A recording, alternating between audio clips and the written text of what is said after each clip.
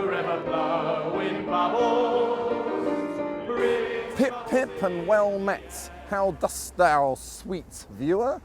Here stand I atop Hampstead Hill.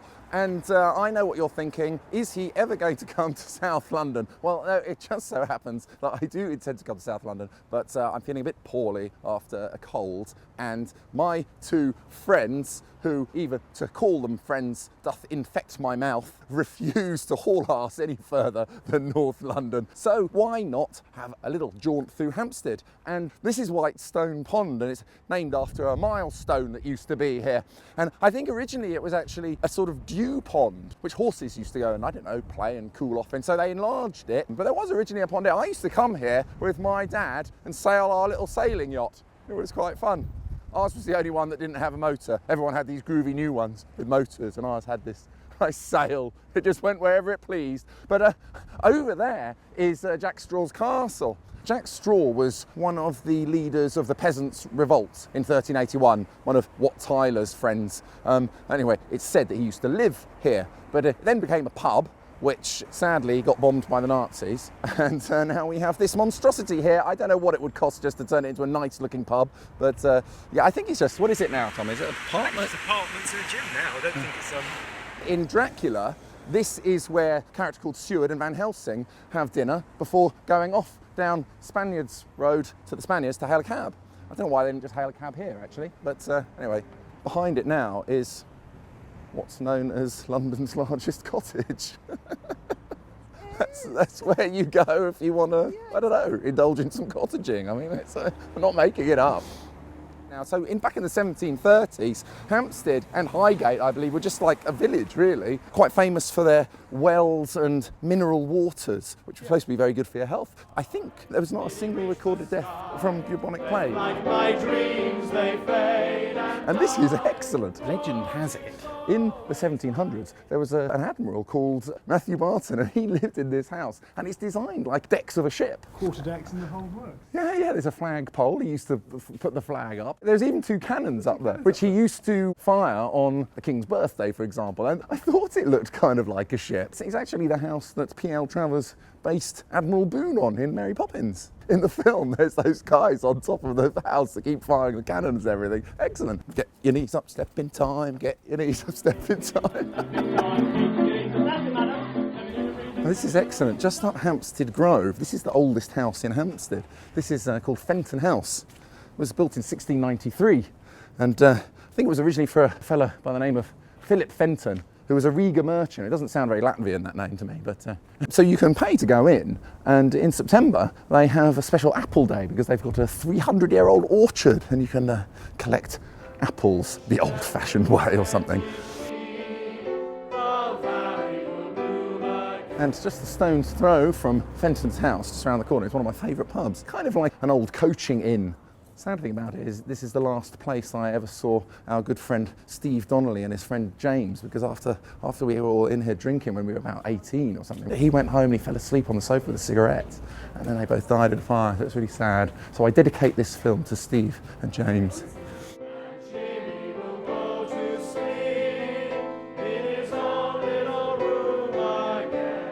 Oh yes, that's Hampstead Station, the deepest station in London, isn't it? On the underground. Yeah. Don't take the stairs if you're going down to Hampstead Station. It's quite a long way down. Yes, this is Church Row, and it hasn't changed much since the time of King George III back in the 18th century. If you want an idea of how houses really looked, you could just take a walk down this street. Men would parade after having taken the waters in their powdered wigs, and women in their farthingales and hoops of wondrous size. Do you have a hoop of wondrous size, Laura? I wish. But yeah, the original Peter Pan is buried here. 6 coffins deep. This one's all buried one on top of the other. Stacked. Oh man. And who were they, Joolz? This is the real Peter Pan is buried under here. Well, I mean, he was the guy who Peter Pan was based on. J.M.Barrie used to hang out with all these boys in the park. It sounds so dodgy. They were the Llewelyn Davies brothers. But if you watch my other video about Peter Pan's tombstones and the statue of Peter Pan, I go into more detail. But one of them was called Peter. They were all really depressed about their connection with Peter Pan, and he, in the end, threw himself under a train. They all met quite sticky ends, actually. John Constable, Esquire, a resident in this parish. He didn't paint the Haywain, did he? Yeah. He did? Ah, I got something right. I got something right. We're going to go to his house later on, but he said, I love every style and stump and lane in the village. As long as I am able to hold a brush, I shall never cease to paint them. In Dracula, this is where Lucy is entombed, in the family grave. It says here, look, Lucy is interred in the family tombs near Hampstead Hill, a lordly death house in a lonely churchyard away from teeming London, where the air is fresh and the sun rises over Hampstead Hill. And it is pretty creepy, actually. I've always found cemeteries creepy. Other people like them, find them romantic. Not me, mate. I want to get out of here.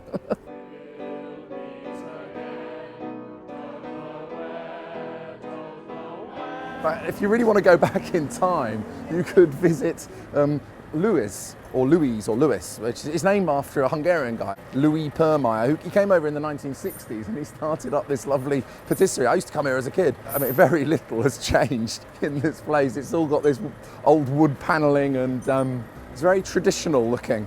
Although one thing that has changed is the staff now do actually smile, whereas I seem to remember they were just really dour, weren't they, back in those days. Another difference is this used to be called a domino cake and it had nice chocolate domino buttons on top, and they've changed it to a chess cake. I liked it as a domino cake. I missed the dominoes. Yeah, this is my cobblers on the left here. Is this? Yep. Well, you've got a cobbler. Who has a cobbler? What, this one? This one.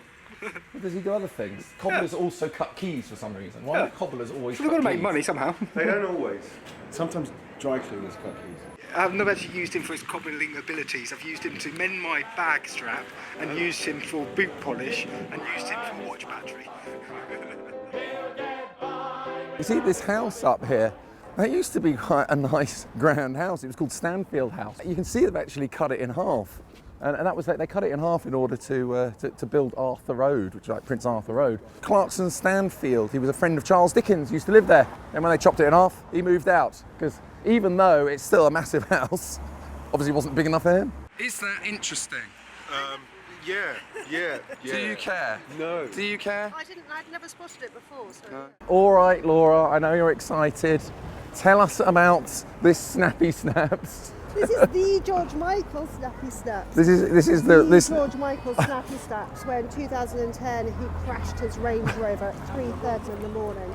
So it is a very special spot in every North Londoner's heart. Why did he crash his Range Rover into the neck? Well, maybe he was. So within about 5 seconds, someone had written "Wham" on the across it, hadn't they? What a beauty. I've never seen one as big Yeah, this is as the that. flask, the Hampstead flask. There's a flask in Highgate and there's one in Hampstead, because they used to have all these mineral springs and wells here, and this is named after the flasks people used to fill up, and then they'd take them down to, I think, a place in Fleet Street where they'd actually sell these kind of medicinal cures and stuff. This water was supposed to have healing properties. But it's also, very sadly, the last place I ever had dinner with my dad. We had fish and chips right here, and then he died the next day. Always makes me feel a bit melancholy. It's not. They're teasing me because whenever I go to a pub, someone dies the next day. It's not funny. Are these council flats? Yeah. Imagine if you got given a council flat here. It must be 2 foot long or even more. How much are these houses worth? This is prime Hampstead real estate. I wouldn't know about this place. The likes of you don't have any No, need to come up I here. ain't got no homies around here. Number 14 Cannon Place is Cannon Hall, where, now it says there on that plaque that Sir Gerald du Maurier lived here, but I think he was the father of Daphne du Maurier, and they lived here together, right, when she was a kid. And what did she write? Jamaica Inn and Rebecca. Rebecca. Oh, I've seen the film. You see all these bollards you can see around the place. This looks to me like a replica cannon. But you see how what they would have is the ball stuff. It might be a real one, actually.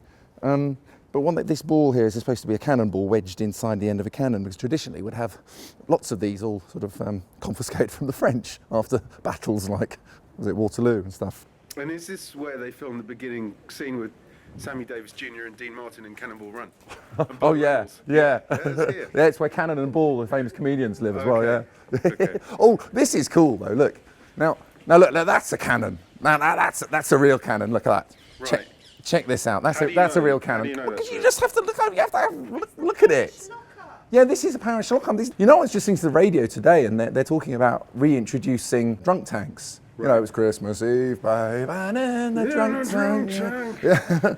Oh, man. And that's what this was, more or less. It's like if you misbehaved before the police force was invented, the local magistrate would have to lock you up in a place like this until they could you run were off sober? and. Typically, yes. Yeah. Or if you had committed a crime and they Yeah. needed somewhere to hold you under arrest. After 1829, when the police force was created by Sir Robert Peel, that's why we call policemen bobbies, because Right. Sir Robert Peel. And peelers. No one calls policemen peelers. Call them a few other things. Then it wasn't required anymore after the police. But That's a little bitty cannonball. that's a cannonball. It's just a little cannonball. It's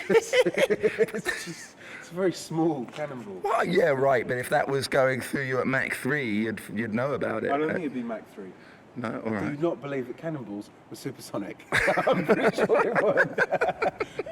I mean, could they be? No. They went pretty fast. How fast do bullets go? Just around the corner from Cannon Hall or whatever it was, is Boy George's house. This is Boy George's house, isn't it? It's one. It looks really gothic. Has the look of a dungeon where you might, you might chain some guy there for 3 days against his will. So I didn't see Boy George here, but I did see him down the road at Friendly Falafel in 1988. All right. That's it. The record company didn't want to release Do You Really Want to Hurt Me? They were like, this isn't going to be a hit. So Boy George actually stole multi-reel tapes. Allegedly. Not allegedly, it's in his book. Oh, right. It's in his autobiography. And he forced the record company to release it, and did that pay off? Which led to this house and that guy who was chained up there for 3 days. Allegedly. Oh no, really? Yeah. You don't remember that?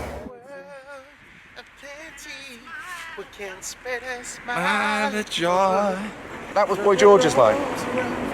At Christmas time. That's George Michael, isn't it? No, that's... I'm obsessed with George Michael. I can't remember who... But then George Michael did the next bit, which was... But say a prayer, Yeah, that's pray right. for the other ones. So we've got both of them in one video. Yeah, it's true. Both Georges, eh? Yeah. This is Gainsborough Gardens over here.